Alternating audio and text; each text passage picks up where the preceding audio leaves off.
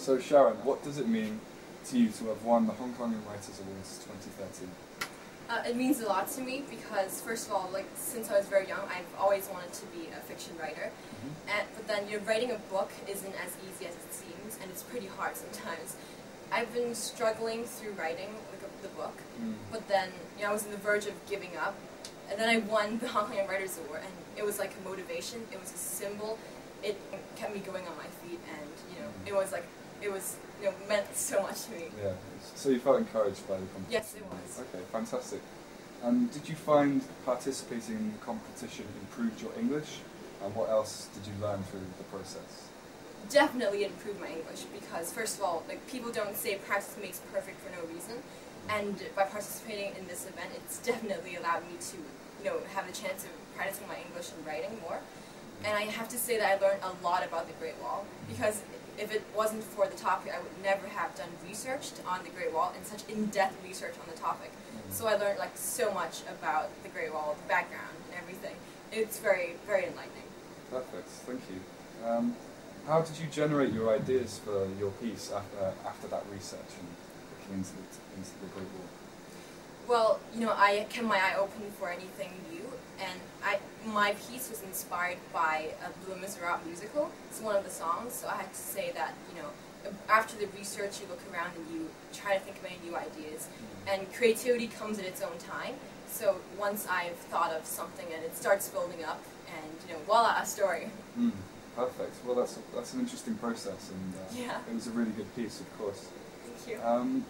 So this may sound a little bit strange, but did you encounter any problems along the way as you were writing the piece, and how did you overcome certain things that you went through during the process? There are definitely certain difficulties. First of all, I had to find the pace to really get it going, because at one point I was kind of stuck between like two different plots, and I had to decide which one was better.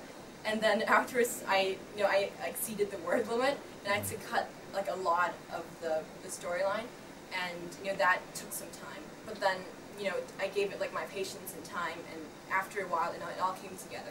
Perfect. So pretty smooth. Okay, I understand. That's very helpful. And has winning motivated you to enter again this year? And what are your plans for preparing? What lessons have you learned from last year that you can apply to 2014?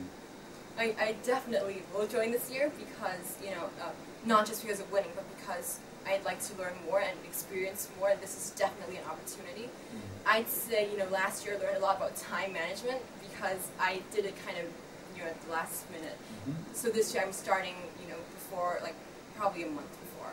And I'm keeping my eye out now for any information and documentaries and stuff that go on TV.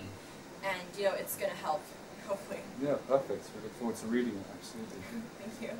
So, in your spare time since winning, have you spent any time writing for fun, and what kind of things can you share with us? So my final... I've definitely spent a lot of time writing. Like, as I said before, I want to be an author or a writer, and I've been working on my book. But it's a slow progress, but, I'm satisfied with the results, and it's coming along. And I've also done some random short stories about different things in life. Okay. Like a little bit of this and that, just for entertainment. That's great that you spend some time working on other stuff, and a book doesn't take 6 months; it takes a long time. So it's good that you've started that. I only have a few more questions, so you're doing really well. Do you have any creative tips for future participants, people that are going to be involved in the competition from now on in the future? I have to say, don't rush literature because creativity comes at its own time. Once you've had an idea, just go with the flow and see where it takes you. Don't try to control innovation because it really does, come at certain times and quite unexpectedly. And also say something about research, because nowadays when people think about research, they immediately associate the word with internet. But I like to say that research isn't just about internet; it's also about books and lectures, documentaries, and anything that you can get your hands on, ideas and information.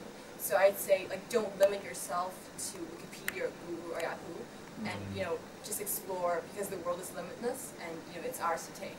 Absolutely. That's some great advice, and I completely agree with you. I think you touched on this very well, but if if you have any other tips regarding story building or writing techniques, or any do's and don'ts for this year's participants, if there's anything more that you'd like to add. I'd say, like, be original. Like, don't try to copy someone else's work and shape shift it so it looks like it's yours. Because it's like writing is really about originality. So it's really about what you think and what you have to say. So I'd say just think about like a story and see what comes up from your mind, and really from that point start developing your own precious, like, enchanting magic. Perfect. I think that's everything I wanted to ask you, Sharon. You've done really well. So thank you. That's great.